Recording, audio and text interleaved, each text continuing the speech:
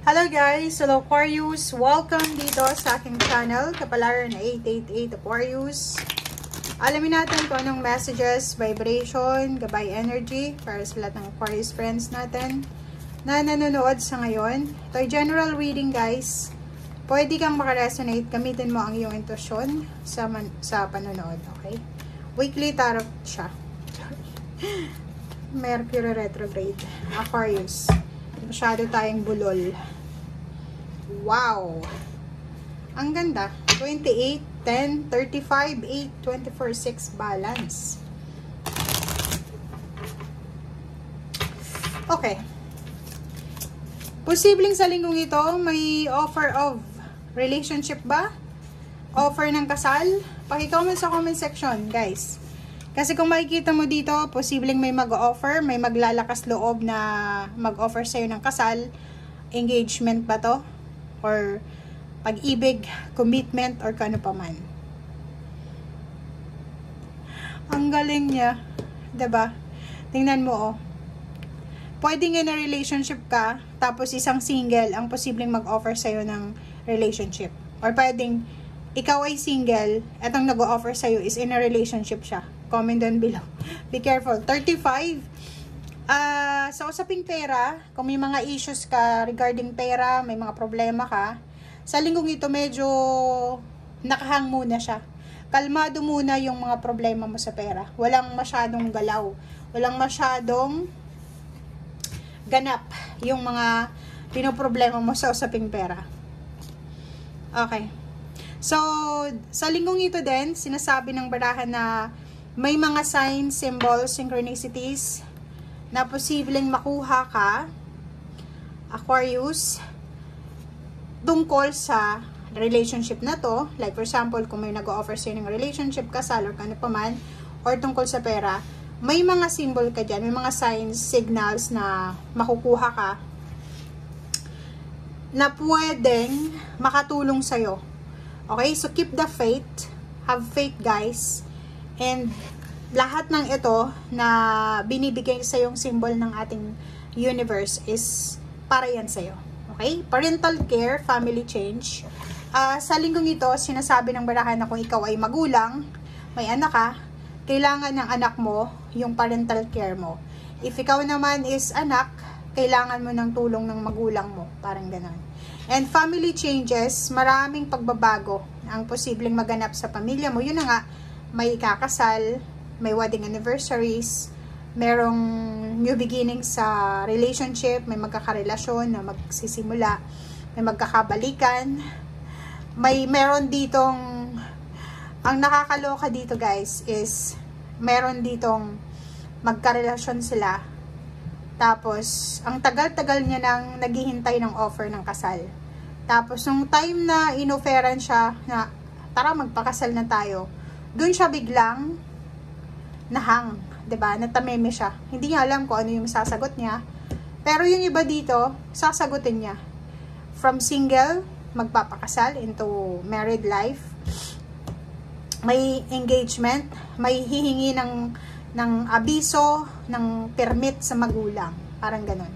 Mag-comment ka dito, Aquarius, if itong linggong ito is pamamanhikan ito, or ang linggong ito is sasabihin mo sa magulang mo na mag-aasawa ka na or magpapakasal ka na. Okay? Thank you. Or pwedeng buntis ka, or pwedeng nakipag-live-in ka, or pwedeng nanganak ka na, or kung ano man to.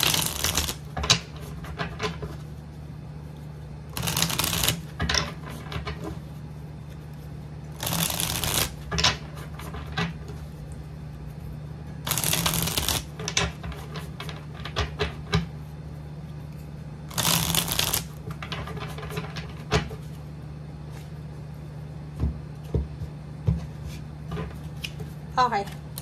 First card natin is 5 of Wands. Mag-iingat ka. Dahil sa araw na ito, posibleng magkaroon ka ng kaaway, kasagutan, kadiskusyon. May mga ano dito mga parang pag-uusap na hindi masyadong magkalinawan, misunderstanding. Or posible Aquarius na magkakaiba ng opinion. yun yung kailangan mong bigyan ng focus sa araw na ito.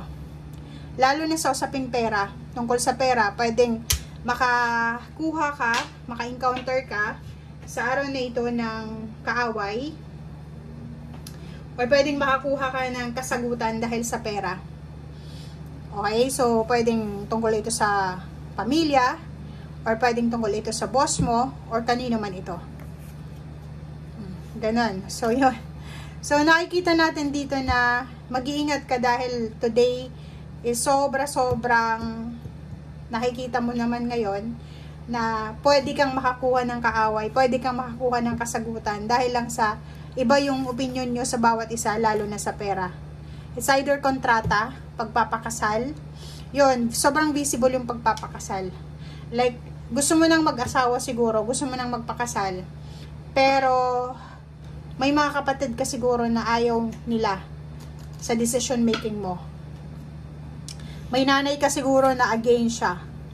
Pero ikaw, sobra-sobra kang excited. Sobra kang excited. Ito yung pinagpipray mo. 'Di ba? And ngayon, kailangan mo rin na proteksyonan itong pag-ibig mo or itong sarili mo. Parang ganun. Sa trabaho naman, nakikita ko sa'yo na ano to mga katrabaho or pwedeng mga nauna na sa'yo sa company, parang ganon.